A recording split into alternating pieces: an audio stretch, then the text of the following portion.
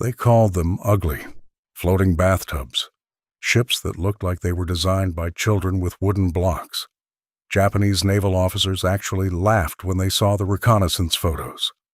These crude American cargo vessels violated every principle of elegant shipbuilding they had perfected over centuries. But here's what those admirals didn't know.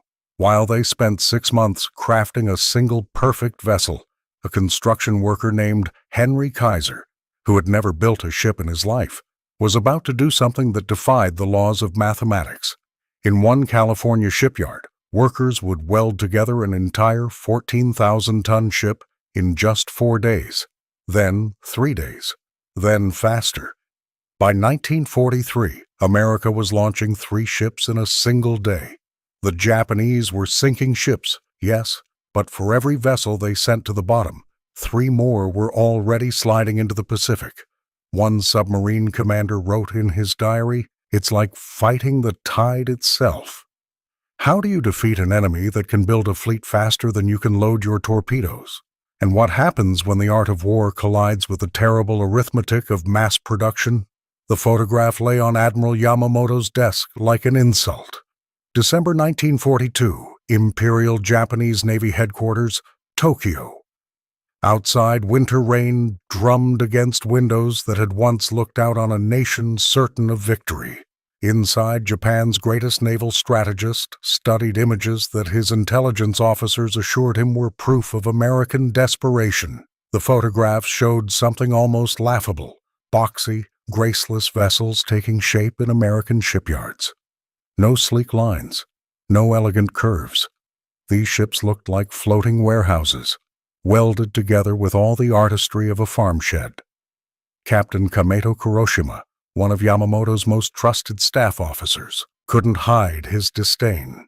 His words, recorded in meeting notes that survived the war, dripped with contempt. "The Americans are building cargo ships like peasants build rice storage. Look at these things. Straight lines, flat sides, no consideration for hydrodynamics. These are not ships. They're floating boxes."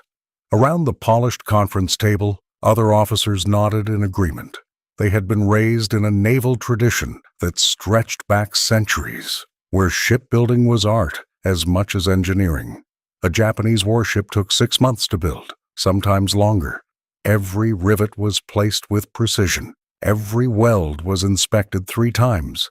The great battleship Yamato, pride of the Imperial Navy, had taken 4 years to construct, a masterpiece of naval architecture that displaced 72,000 tons and carried guns that could hurl shells 25 miles.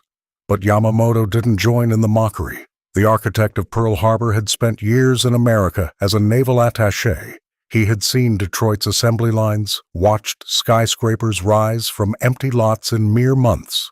While his staff laughed at the ugly American vessels, Yamamoto's eyes lingered on something else in the photographs: the sheer number of them. In one image alone, he could count 6 ships in various stages of construction, all in a single shipyard. "How many of these vessels are they building?" he asked quietly. The intelligence officer shuffled his papers. "Our estimates suggest they plan to build several hundred, Admiral. They call them Liberty ships, emergency cargo vessels to replace British losses." Several hundred. Yamamoto lit another cigarette, his 40th of the day, according to his aide's diary. He had told the Emperor he could run wild for 6 months, maybe a year. After that, he had warned, America's industrial might would begin to tell. It had been exactly 1 year since Pearl Harbor. 3,000 miles away in Washington, D.C., a very different meeting was taking place. Admiral Emory Scott Land, head of the U.S. Maritime Commission, sat across from a man who had never built a single ship in his life. Henry John Kaiser was 60 years old, built like a barrel, with hands scarred from decades of construction work. He had paved roads in Cuba, built levees on the Mississippi, and helped construct the Hoover Dam. Ships? That was new territory. But Kaiser had come to Admiral Land with a proposition that sounded like fantasy. "Give me the contracts," Kaiser said, leaning forward with the intensity that had intimidated and inspired thousands of workers. And I'll build you a ship a day."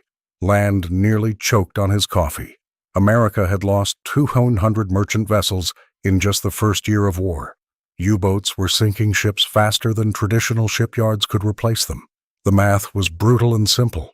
At the current rate of losses versus construction, Britain would starve, and the Soviet Union would collapse before America could mount any serious offensive in Europe. "Mr. Kaiser," Land said carefully, "the fastest ship construction on record is about 6 months. You're talking about something that's physically impossible." Kaiser pulled out a rolled blueprint and spread it across Land's desk. It wasn't a ship design. It was a factory layout. "Admiral, you're thinking about this all wrong. You build ships the way Europeans built cathedrals. One masterpiece at a time. I'm going to build them the way Ford builds cars." The blueprint showed something revolutionary. Instead of building a ship from keel up in a single location, Kaiser proposed constructing massive sections. Entire cargo holds, deck assemblies, bow sections, at different locations simultaneously. These would be built upside down when easier for welders, right side up when that made more sense. Then, like a massive three-dimensional puzzle, they would be assembled at the water's edge. "Welding, not riveting," Kaiser continued, his finger stabbing at the plans. "That alone cuts construction time by a third. Prefabrication of components means we can build sections 20 miles from water if we need to. And here's the key." He looked Land straight in the eye. "I don't need shipbuilders. I need Americans. Farm boys who can learn to weld. Women who ran sewing machines can run welding torches. Give me workers who've never seen the ocean, and I'll give you sailors." Land had been in the Navy for 40 years. Every tradition, every protocol, every learned principle told him this was madness. But the morning intelligence briefing sat on his desk. 17 more ships lost in the Atlantic this week alone. At this rate, they wouldn't have enough vessels to supply Britain through spring, let alone launch an invasion of Europe. "How many ships?" Land asked. "All of them," Kaiser replied without hesitation. "Every single ship you need. 2,000, 3,000. Whatever it takes." The Admiral studied the man across from him. Kaiser's Richmond shipyard in California had just been completed. 4 massive building ways constructed on mudflats that had been San Francisco Bay marshland just months before. 3 more Kaiser shipyards were under construction. The man had already hired 15,000 workers, many of them Black Americans from the South, Mexican Americans from Texas, women who had never held industrial jobs before. "Mr. Kaiser," Land said slowly, "are you familiar with the British design for their emergency cargo vessels? Simple design, reciprocating engines instead of turbines, about 10,000 tons displacement? The ones they call the Ocean class? I've studied them. We're calling ours Liberty ships. EC2SC1 is the official designation. I need the first one built in 6 months." Kaiser stood up, extending his scarred hand. "You'll have it in 4. The first test of Kaiser's promise came at Richmond Shipyard No. 2 on September 27, 1942. The SS Patrick Henry, named after the American revolutionary who declared, "Give me liberty or give me death," was about to slide down the ways. President Roosevelt himself had come to California for the launch, understanding the propaganda value if Kaiser could deliver on even half his promises. The assembled crowd of workers, government officials, and newsreel cameras watched as the 14,245-ton vessel slid into San Francisco Bay. It had taken 150 days to build, not Kaiser's promised pace, but already faster than anyone had thought possible. Roosevelt gripped the podium, his words carrying across the shipyard and across the radio waves to America. "These are Liberty ships. In this war, they shall sail the seas for liberty itself." But Kaiser wasn't satisfied. Even as Roosevelt spoke, Kaiser's engineers were refining their process. They had learned from every mistake, streamlined every procedure. The next ship would be faster, and the one after that, faster still. In his pocket, Kaiser carried a telegram from the Maritime Commission. It was a list of names, 2,751 names to be exact, every Liberty ship they wanted built. At the bottom, Admiral Land had scrawled a note. "Mr. Kaiser, I'm holding you to your promise. God help us all if you fail." Back in Tokyo, Admiral Yamamoto received his own intelligence updates. The Patrick Henry launch was dismissed by his staff as American propaganda. "One ship," Captain Kuroshima scoffed. "They make newsreels about one ugly ship while we control the entire Pacific." But Yamamoto noticed something else in the intelligence reports. The Americans weren't just building one shipyard. They were building 18. And this man Kaiser controlled 7 of them. The admiral did quick mathematics in his head. If each shipyard could build even 10 ships per year, he pushed the calculation aside. It was impossible. No nation could build that fast. The Americans were bluffing, creating propaganda to boost morale. The Liberty ships were emergency measures, temporary vessels that would probably break apart in heavy seas. Real ships, warships, took time, skill, tradition. Yet as 1942 turned to 1943, the reports kept coming. Not just Richmond, but shipyards in Portland, Houston, Savannah, Baltimore, and the construction times were dropping. 60 days, 45 days. Then came a report that Yamamoto's intelligence officers were certain must be false. In November 1942, Richmond Shipyard No. 2 had supposedly built a Liberty ship called the Robert E. Peary in 4 days, 15 hours, and 29 minutes. "Impossible," Kuroshima stated flatly. "This is American propaganda. No ship of that size can be built in 4 days. They're lying to their own people." Yamamoto said nothing, but that night he wrote in his private diary, "The Americans have always been merchants and makers of things. We have been warriors. I fear we are about to learn which matters more in modern war." The morning of November 8, 1942, began like any other at Richmond Shipyard No. 2, except for the timekeepers stationed at every corner. They held stopwatches, clipboards, and the focused intensity of Olympic officials. What was about to happen would either revolutionize warfare or become the most spectacular industrial failure in American history. Robert E. Peary, named after the Arctic explorer, was about to be built from keel laying to launch in under 5 days. Kaiser had handpicked his best workers, his fastest welders, his most efficient crews. Among them was a 22-year-old woman named Eleanor Otto, whose diary would later provide historians with an intimate view of these extraordinary days. She wrote that morning, "Mr. Kaiser himself came to our section. He didn't give us a pep talk. He just said, 'The boys are dying for lack of supplies. Every hour matters.' Then he picked up a welding torch and worked alongside us for an hour. His welds were perfect. The shipyard had been transformed into something resembling a Detroit assembly line more than a traditional shipbuilding facility. Massive sections of the ship had been prefabricated over the previous weeks, but not assembled. The hull sections lay waiting like enormous puzzle pieces. The deckhouse had been built, complete 5 miles away, and trucked in on a specially constructed roadway.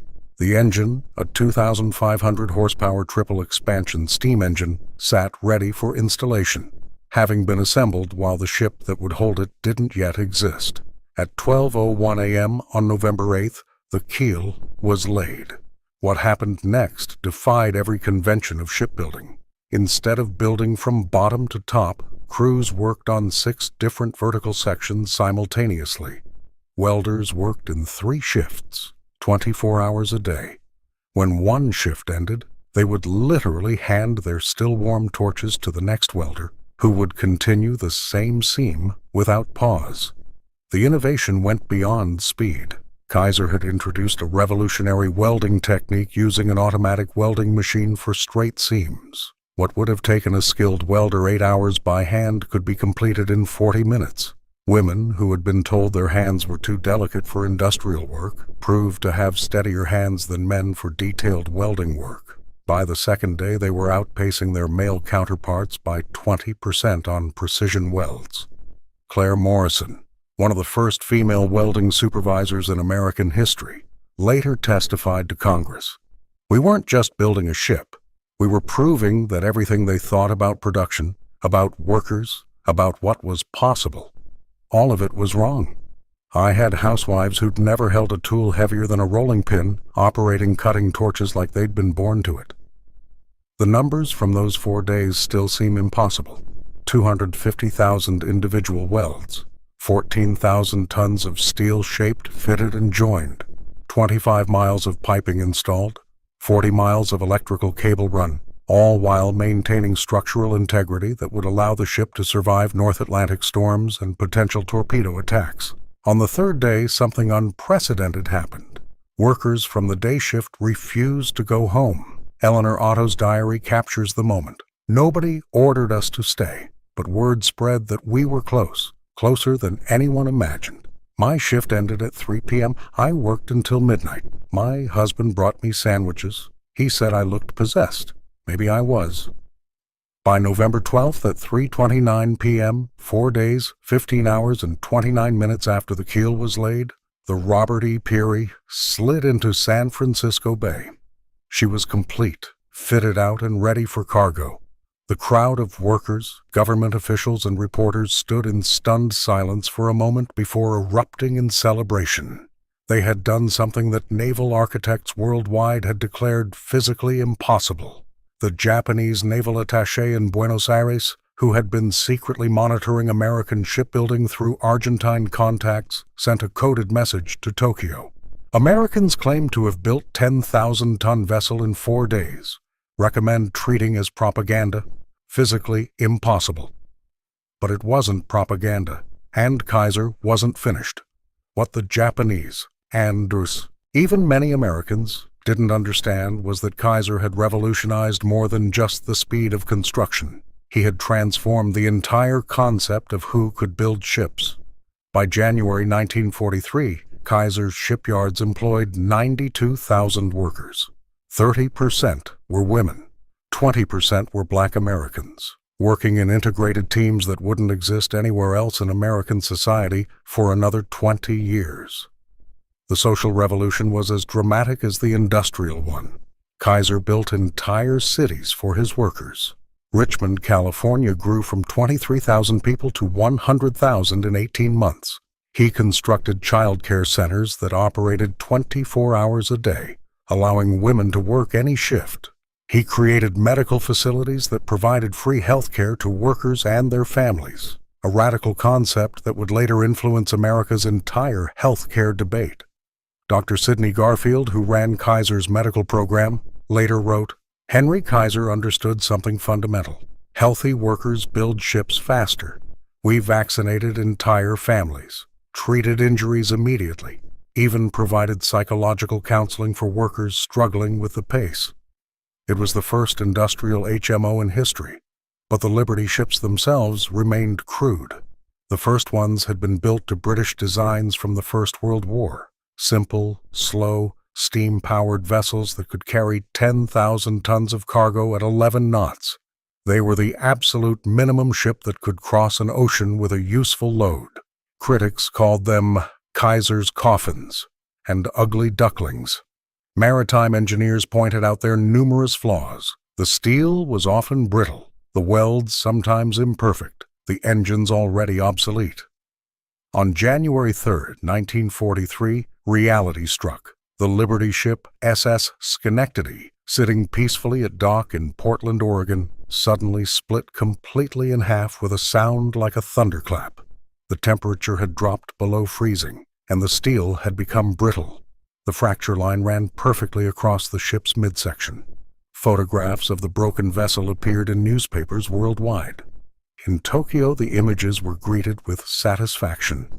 "You see," Captain Kuroshima told a naval planning meeting, "these are not ships. They are emergency constructions that break apart in port. Imagine what will happen when they face Pacific typhoons or our Long Lance torpedoes." Kaiser's response was swift and characteristic.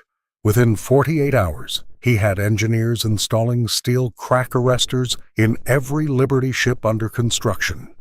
The design was modified to include reinforcing straps at stress points. Instead of denying the problem, Kaiser publicly announced that they had learned from the failure. and would build stronger ships even faster. "Every ship is an experiment," he told reporters. "We learn, we adapt, we overcome. That's the American way." By March 1943, the impossible had become routine. Kaiser's Richmond yards were launching a ship every 5 days. Portland was matching that pace. The Bethlehem Fairfield shipyard in Baltimore, adopting Kaiser's methods, launched a Liberty ship every 4 days. Across America's 18 Liberty shipyards, a new vessel was entering the water every 8 hours. The human stories behind these numbers reveal the true revolution. In Houston, a team of women welders who called themselves the Liberty Bells competed against male crews and consistently won. Their forewoman, Maria Rodriguez, had been picking cotton in Texas fields just 18 months earlier. Now she supervised the construction of ships that would carry supplies to 3 continents. In Savannah, Black American workers who had been legally barred from skilled industrial jobs just years before were now training white workers in welding techniques. James Johnson, who became one of the first black welding instructors in American history, later recalled, "The ships didn't care what color you were. The war didn't care. All that mattered was, could you lay a perfect bead of molten steel?" The Liberty ships were also becoming more than just cargo vessels. As fast as they were built, they were being modified for specialized purposes. Some became hospital ships, painted white with massive red crosses. Others were converted to carry troops. The SS George Washington transported 8,000 soldiers to North Africa in a single voyage. Some became repair ships, floating workshops that could fix battle damage in forward areas. One, the SS Stephen Hopkins, was armed with anti-aircraft guns and would soon enter history as the only Liberty ship to sink a German surface raider in combat. But the most remarkable statistic was one that wouldn't be fully understood until after the war. By mid-1943, American shipyards were building Liberty ships faster than German U-boats could sink all Allied merchant vessels combined. In January 1943, U-boats sank 37 merchant ships in the Atlantic. That same month, American shipyards launched 69 Liberty ships. The mathematical crossover had occurred. America was building faster than Germany could destroy. Admiral Karl Dönitz, commander of Germany's U-boat fleet, wrote in his war diary, "The enemy production of merchant vessels has reached figures which I would have considered fantasy 2 years ago. We are sinking ships, yes, but it is like trying to empty the ocean with a bucket while someone else fills it with a fire hose." Commander Mochitsura Hashimoto steadied his periscope in the choppy waters of the Solomon Sea. It was May 15, 1943, and his submarine, I-58, had been hunting for 3 days. Through the lens, he could see a Liberty ship, alone, struggling through heavy swells, making perhaps 8 knots. An easy target. He had already sunk 2 such vessels in the past month. "Range, 2,000 meters, his executive officer whispered. "Single torpedo should be sufficient." Hashimoto nodded, but something felt different this time. As he prepared to give the order to fire, he noticed something on the horizon behind the Liberty ship. Another vessel, identical, perhaps 5 miles back. Then another behind that. He swung the periscope in a full circle. 7 Liberty ships, strung out like beads on a chain, all heading northwest toward Guadalcanal. He fired his torpedo and watched it strike home. The Liberty ship, later identified as SS William K. Vanderbilt, shuddered and began listing. But even as Hashimoto ordered his submarine to dive to avoid the destroyer escort that would surely come, he couldn't shake the image from his mind. 7 ships where last month there had been one. How many would there be next month?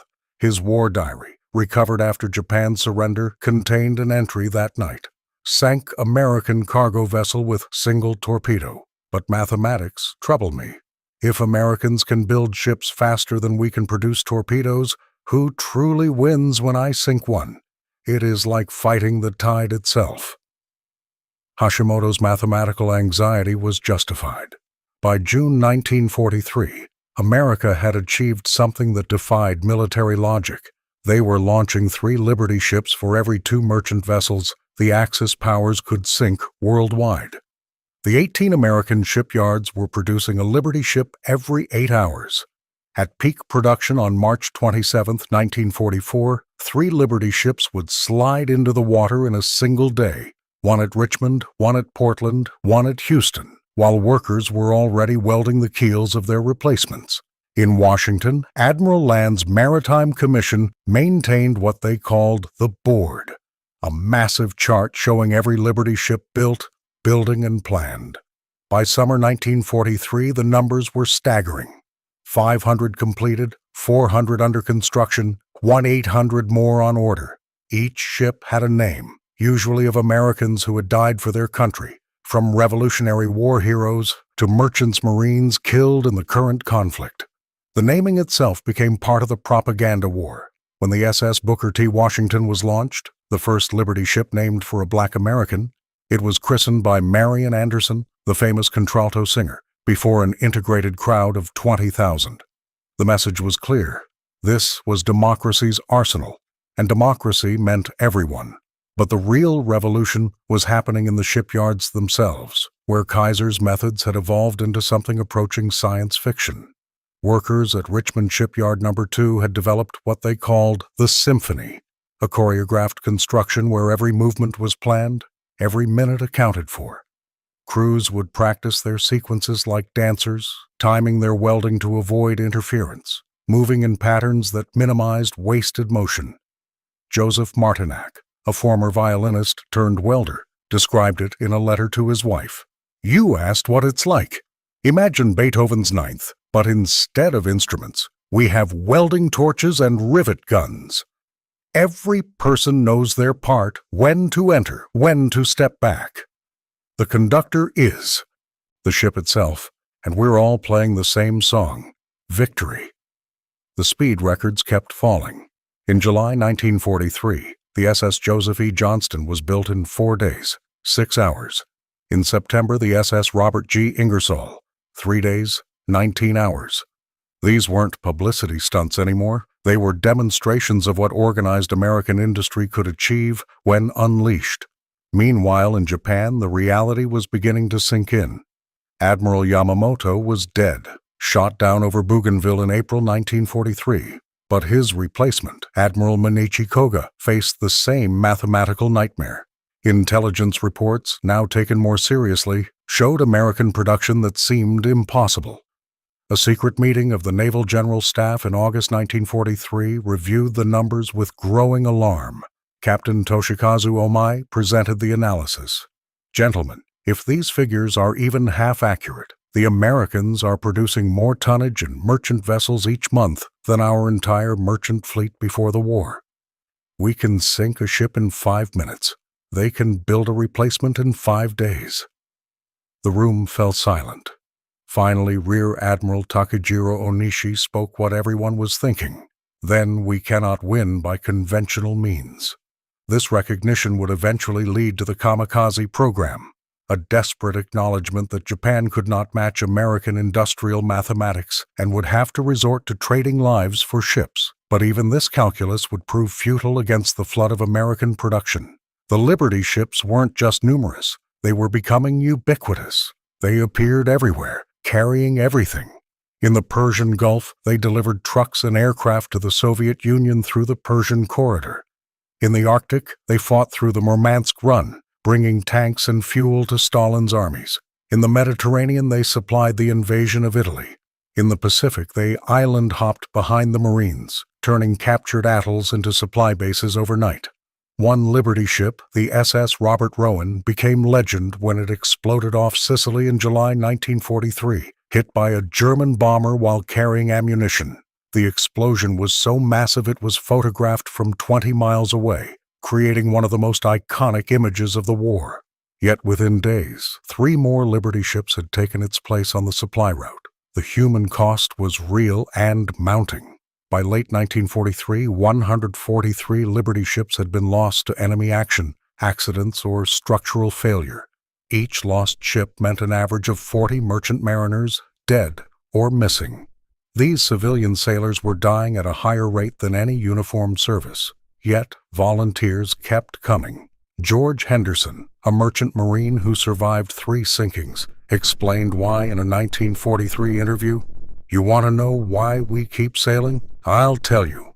My first ship got torpedoed off Cape Hatteras. Spent 18 hours in a lifeboat.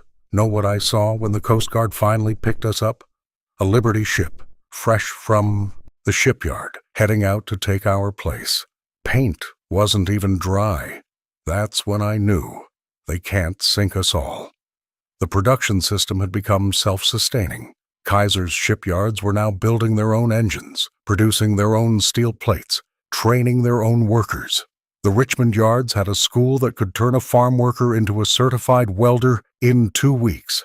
The graduation ceremony included being handed a welding torch and being assigned to a ship under construction that same day. The social changes were equally dramatic. By October 1943, women comprised 35% of the shipyard workforce. Black Americans, Mexican Americans, and Chinese Americans worked side by side in integrated teams that wouldn't exist elsewhere in American society for decades. Kaiser had to build separate housing, restaurants, and recreational facilities, not for racial segregation, but because the surrounding communities still practiced it while his shipyards did not.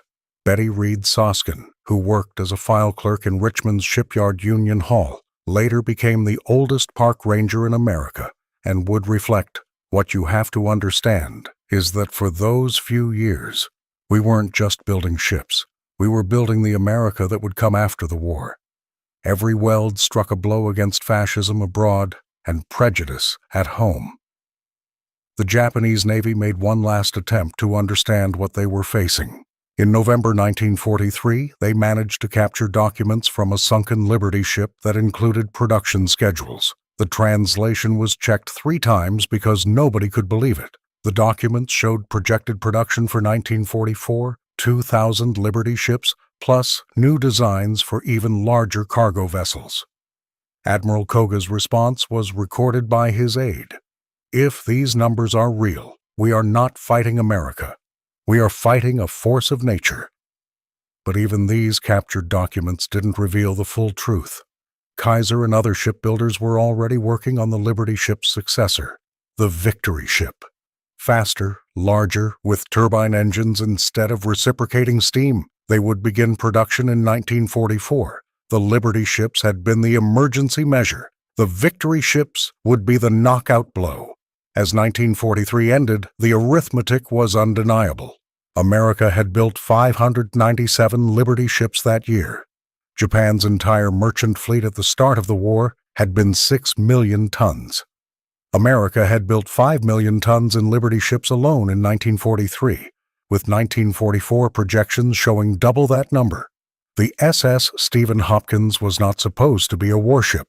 On September 27, 1942, this Liberty ship, serial number 247, built in Richmond in exactly 58 days, carried a cargo of ammunition and food, bound for Cape Town. She had 2 37mm anti-aircraft guns and a single 4-inch stern gun from World War I, manned by a naval armed guard of 15 sailors. Against what she was about to face, she might as well have been unarmed. Dawn broke gray and misty in the South Atlantic.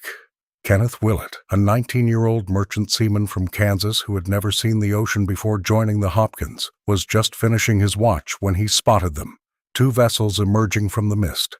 For a moment, hope. Then recognition, followed by terror.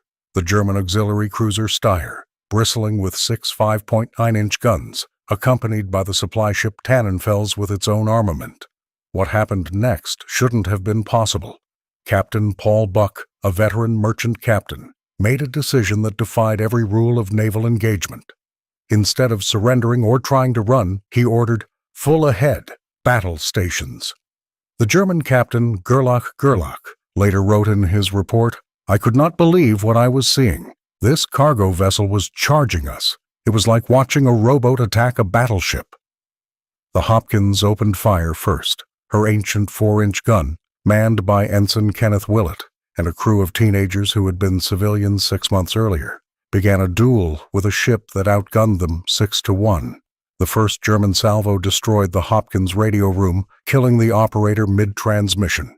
The second destroyed her boiler, cutting her speed to 1 knot. She was dead in the water, taking hit after hit, but the Hopkins kept firing. In one of the most extraordinary feats of gunnery in naval history, the dying Liberty ship put 35 shells into the Steyr. One shell, fired by a mortally wounded gunner who died immediately after pulling the lanyard, struck the German raiders' torpedo tubes, causing a massive explosion. After 40 minutes of combat, both ships were sinking. The Hopkins went down with 37 of her 59 crew members, including Captain Buck. But she had done something unprecedented. A Liberty ship, a cargo vessel built in 2 months by workers who had never seen a ship before, had sunk a German surface raider. The Steyer's survivors, rescued by the Tannenfels, were stunned. Lieutenant Heinrich Steinkraus wrote, "We had been sunk by what we call a coolie ship. These mass-produced American vessels we mocked. If their cargo ships fight like this, what will their warships do?" News of the Hopkins' last stand spread through both the American merchant fleet and the German Navy. For the Americans, it proved that Liberty ships were more than just targets. For the Germans, it was a disturbing preview of American determination. But for Henry Kaiser, it was confirmation of something he had believed from the start. The ships were only as good as the people who built and sailed them. By early 1944, the Liberty ship program had evolved into something beyond even Kaiser's ambitious dreams. The construction time for a standard Liberty ship had stabilized at about 42 days, not because they couldn't build faster, but because that pace allowed for better quality control while maintaining maximum output. The shipyards had become cities unto themselves. Richmond's 4 yards employed 100,000 workers. Portland's 3 yards employed 75,000. Across America, 650,000 people were directly involved in Liberty ship construction. The social revolution was now undeniable. In February 1944, Fortune magazine ran a cover story titled "Kaiser's Democracy," documenting how his shipyards had become the most integrated workplaces in America. The article included a photograph that would have been illegal in many states: white, black, Asian, and Hispanic workers sharing a lunch table, their welding masks pushed back, laughing at some unheard joke. Rosa Martinez, one of the workers in that famous photograph, later recalled, "People ask me what we talked about at that table. The answer? Ships. Always ships. How many we'd built that week, how many more we needed, whose son or husband was sailing on one. We didn't have time for prejudice. Hitler and Tojo didn't care what color we were. They wanted us all dead or enslaved." The Japanese Navy was now facing the full weight of this production tsunami. Commander Hashimoto, still patrolling in I-58, recorded the change in his war diary. January 1944, encountered convoy of 20 Liberty ships, heavily escorted. Could only observe. They moved like a city floating across the ocean. Even if I had torpedoed 1, or 2, or 3, what difference? They have made the ocean American. In Tokyo, the Naval General Staff was reaching similar conclusions. A captured Liberty ship crew member under interrogation had revealed something that stunned his captors. America was already designing the replacement for the Liberty ships. The Victory ships would be faster, larger, more sophisticated, and they would be built just as quickly. Vice Admiral Shigeru Fukudome, Chief of the Naval General Staff, presented the situation to Emperor Hirohito in March 1944. "Your Majesty, the Americans produced 600 Liberty ships last year. Our intelligence suggests they will build 800 this year, plus 200 of the new Victory ships. We sank 47 American merchant vessels in the Pacific last year. The mathematics are not complex." The Emperor's response was not recorded, but the next day, Japan began planning what would become the Kamikaze program, a tacit admission that conventional warfare could not overcome American industrial arithmetic. The Liberty ships were now everywhere, had become the circulatory system of Allied victory. They carried the beans, bullets, and bandages that kept 3 million Americans fighting in Europe and the Pacific. They transported the 2.5 million tons of supplies needed for D-Day. They brought food to liberated territories where millions faced starvation. One Liberty ship, the SS Lawton B. Evans, made a voyage that captured the global reach of the program.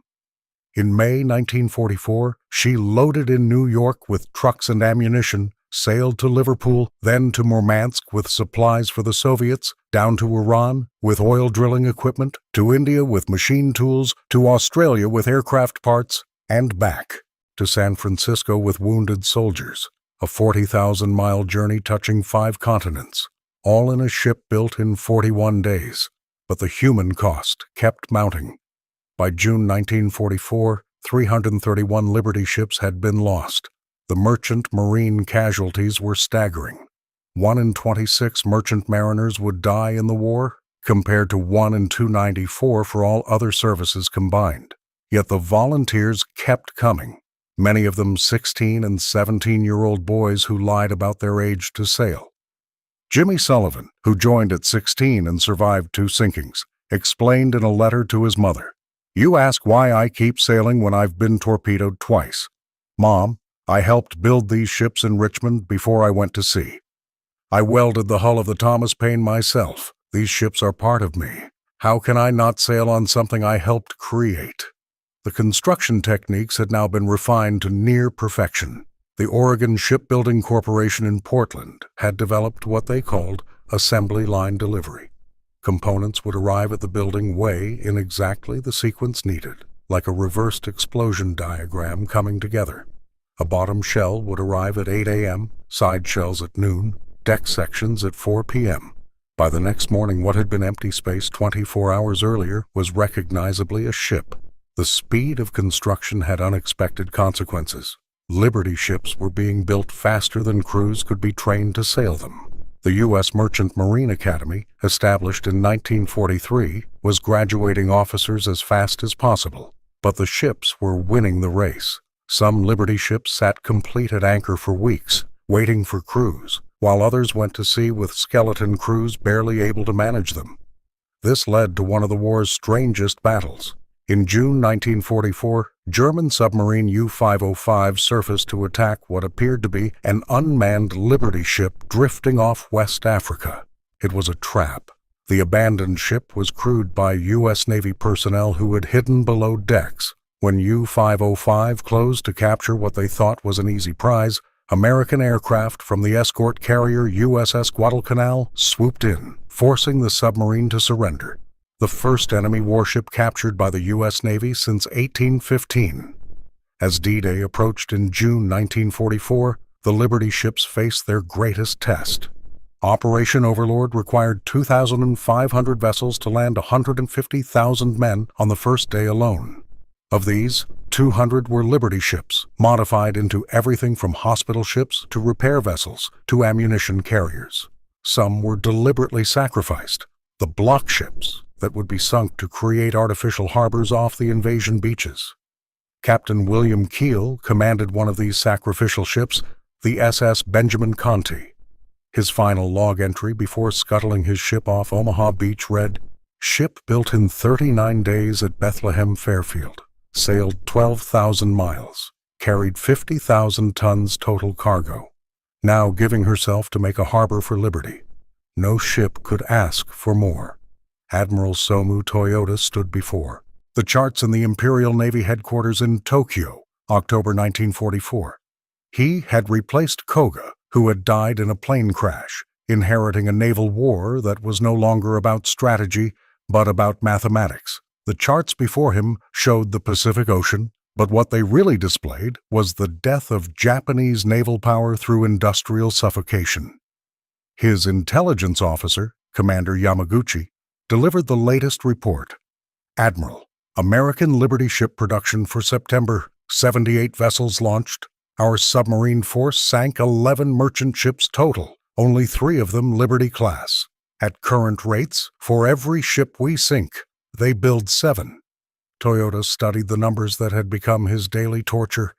Japan had started the war with 6.4 million tons of merchant shipping. They now had less than 2 million tons still floating.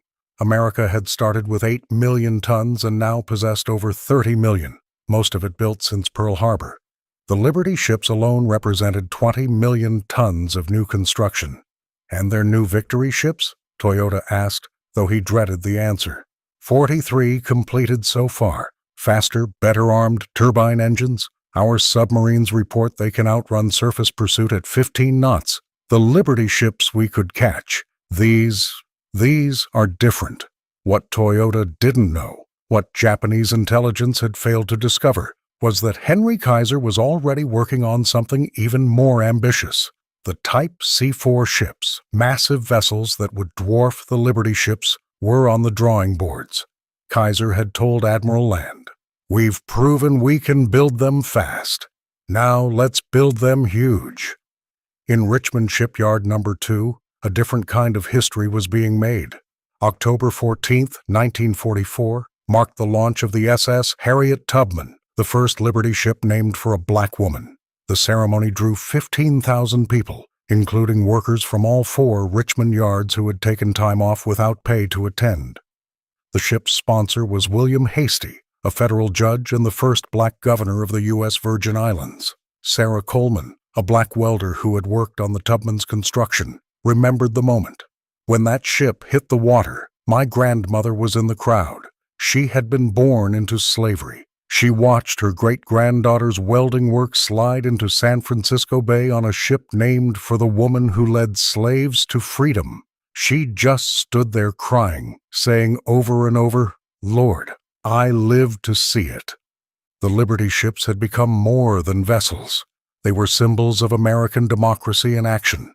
Each launching was a celebration, a promise, a defiance of fascism.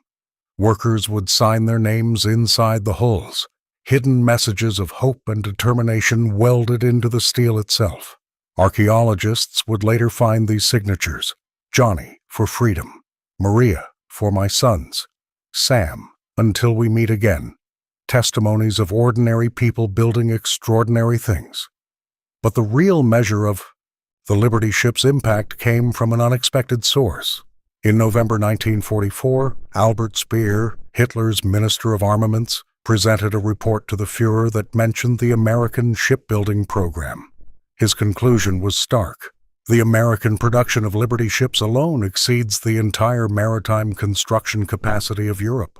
They have made the Atlantic an American lake. We cannot interdict supply lines that renew themselves faster than we can cut them.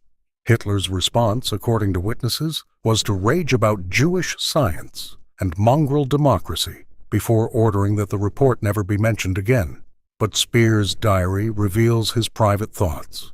"The Americans have achieved what we thought impossible. They have made craftsmanship irrelevant through systematization.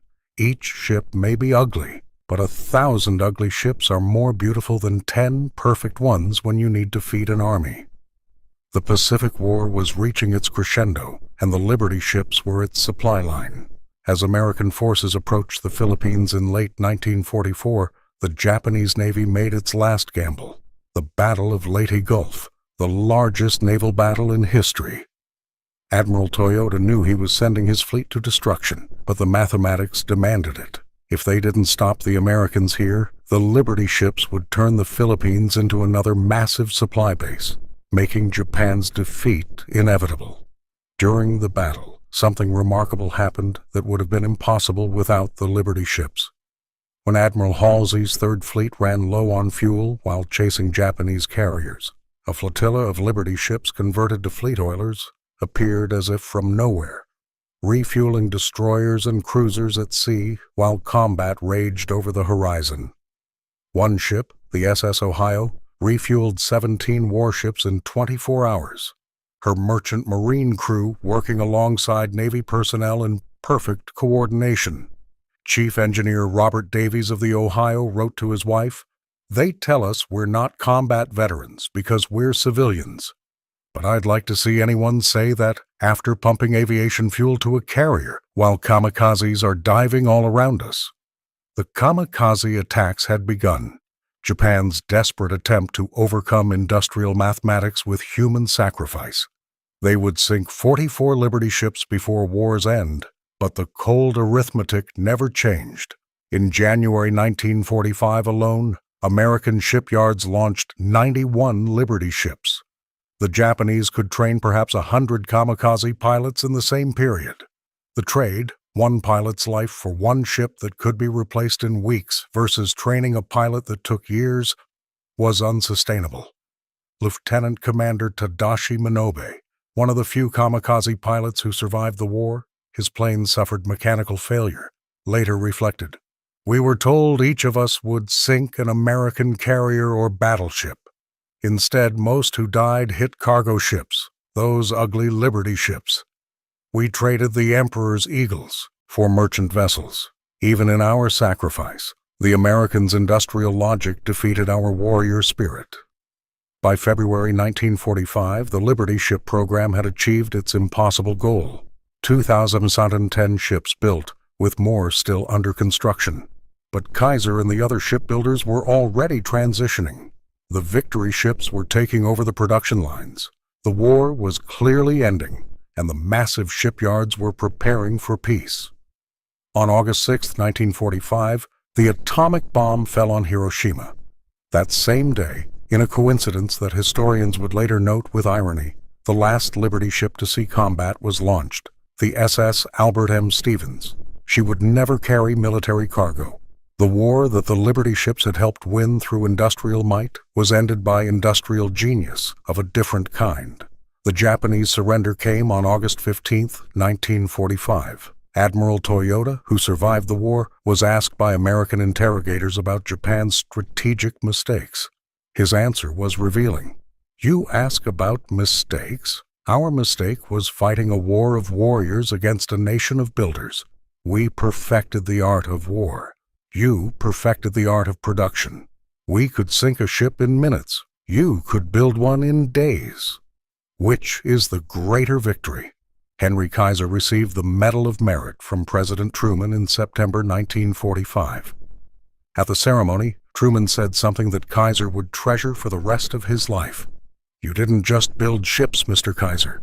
You built the bridge to victory, plank by plank, ship by ship, worker by worker."